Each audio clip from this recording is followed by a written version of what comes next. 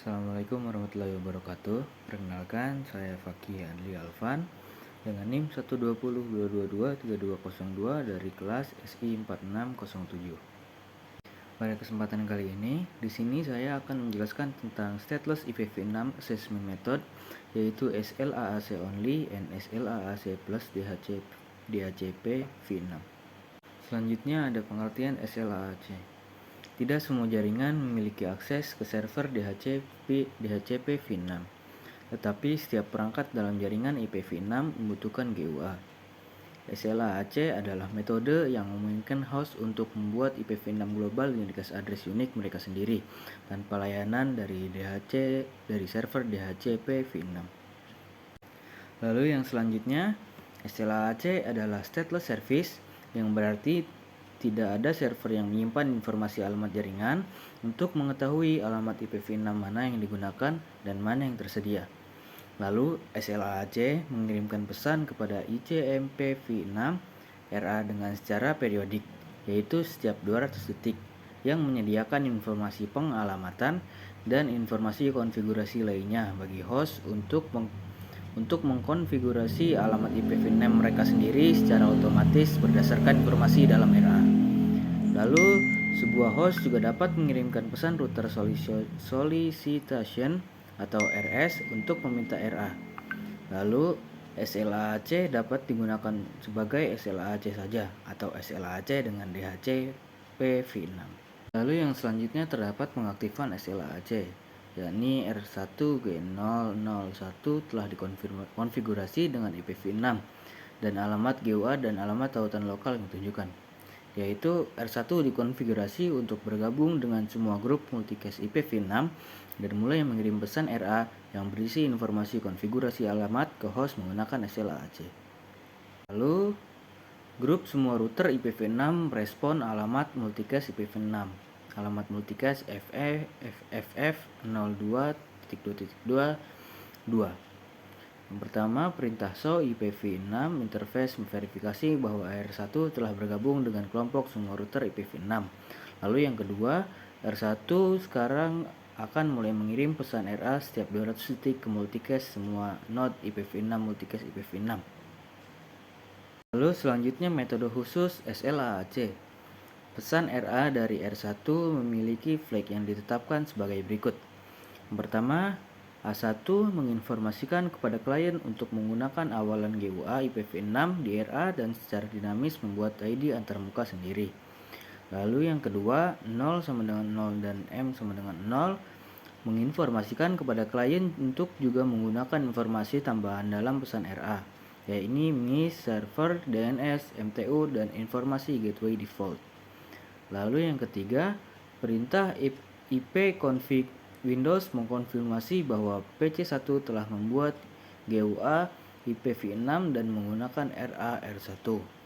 Lalu yang keempat, ada alamat gateway default adalah LLA dari antarmuka R1 antarmuka GO G001 R1. Lalu selanjutnya ada host process to generate interface ID.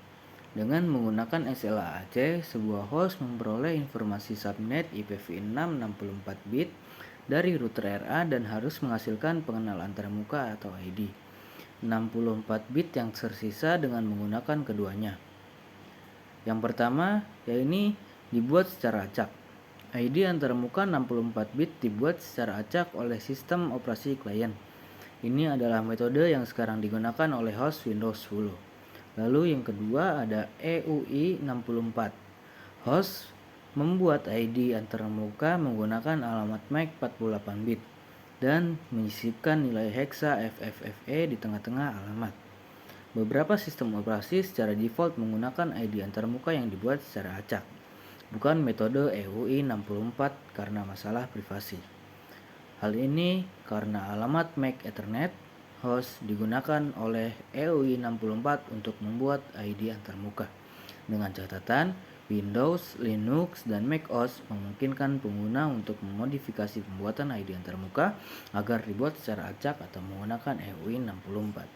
Lalu yang selanjutnya ada duplicate address detection. Host SLAAC dapat menggunakan proses duplicate address detection Berikut untuk memastikan bahwa GUA IPv6 adalah unik. Yang pertama, host mengirimkan pesan ICM PV6 Neighbor Solicitation atau NS dengan alamat multicast solicited node yang dibuat secara khusus yang berisi 24 bit terakhir dari alamat IPv6 host. Lalu yang kedua, jika tidak ada perangkat lain yang merespon dengan pesan Neighbor Advertisement atau NA, maka alamat tersebut dijamin unik dan dapat digunakan oleh host. Jika NA diterima oleh host, maka alamat tersebut tidak unik dan host harus membuat ID antarmuka baru untuk digunakan. Dengan catatan, DAD atau Duplicate Address Detection ini sebenarnya tidak diperlukan karena ID antarmuka 64 bit menyediakan 18 quintillion kemungkinan. Oleh karena itu, kemungkinan adanya alamat duplikat yang sangat kecil. Namun, Internet Engineer Task Force atau IETF merekomendasikan agar DAD digunakan. Oleh karena itu, sebagian besar sistem operasi melakukan DAD pada semua alamat unicast IPv6, terlepas dari bagaimana alamat tersebut dikonfigurasi. Lalu selanjutnya ada DHCP v6 Operation Steps. DHCP v6 berbasis stateful, tidak memerlukan SLHC, sedangkan DHCP v6 berbasis stateless memerlukannya. Namun demikian, ketika sebuah RA menunjukkan penggunaan DHCP v6 atau DHCP v6 berbasis stateful. Yang pertama, host mengirimkan pesan RS. Yang kedua, router merespon dengan pesan RA. Lalu yang ketiga, host mengirimkan pesan solicit DHCP v6. Lalu yang keempat, server DHCP v6 merespon dengan pesan advertise. Lalu yang kelima, host merespon ke server DHCP v6. Lalu yang keenam, server DHCP v6 mengirimkan pesan reply. Lalu selanjutnya ada stateless DHCP v6 operation. Jika RA menunjukkan metode stateless DHCP v6, host menggunakan informasi dalam pesan RA untuk pengalamatan dan menghubungi server DHCP v6 untuk mendapatkan informasi tambahan. Misalnya, PC1 menerima pesan RA tanpa status yang berisi yang pertama, the IPv6 GUA network prefix and prefix length. Lalu yang kedua, bendera yang diset ke 1 yang menginformasikan host untuk menggunakan SLHC. Lalu bendera 0 diset ke 1 untuk menginformasikan host agar mencari informasi konfigurasi tambahan dari server DHCP v6. Lalu bendera M diatur kembali ke nilai default 0. Lalu PC1 mengirimkan pesan DHCP v6 solicit untuk mencari informasi tambahan dari server DHCP v6 stateless DHCP v6. Lalu terdapat enable stateless DHCP v6 on end interface. Stateless DHCP v6 diaktifkan dengan menggunakan perintah konfigurasi antarmuka IPv6 dan konfigurasi antarmuka config flag lainnya yang menetapkan flag 0 ke 1. Output yang disorot mengonfirmasi bahwa RA akan memberitahu host penerima untuk menggunakan stateless auto configure atau A flag sama dengan 1 dan menghubungi server DHCP v6 untuk mendapatkan informasi konfigurasi, yaitu 0 flag sama dengan 1.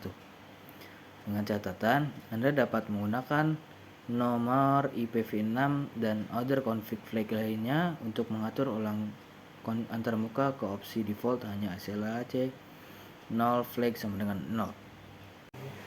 Mungkin cukup sekian penjelasan dari saya. Kurang lebihnya mohon maaf. Terima kasih. Wassalamualaikum warahmatullahi wabarakatuh.